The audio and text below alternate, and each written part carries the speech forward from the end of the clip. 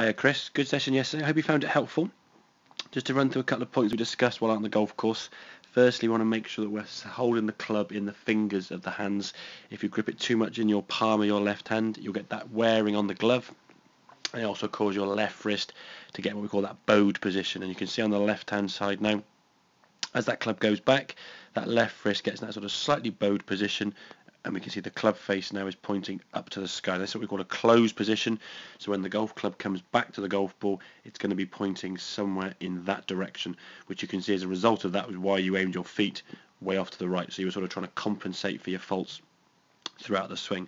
So what I want to try and do is get yourself obviously lined up. If that's the target, we can see there now the flag. Get your body and everything lined up nice and parallel to that. And the feeling is now we're going to try and get our thumbs underneath the shaft, and the club you're going to see now in this position when we hinge our wrists up is much better. We can see the club face now in a much better position, the face of the club face there, and your left arm are nicely in line. So we've hinged the wrist correctly. The club face now is what we call a square position. So from there we can move to the left, get that sensation of striking the ground after the golf ball. If we look at this swing on the right, coming down, lovely strike there at impact.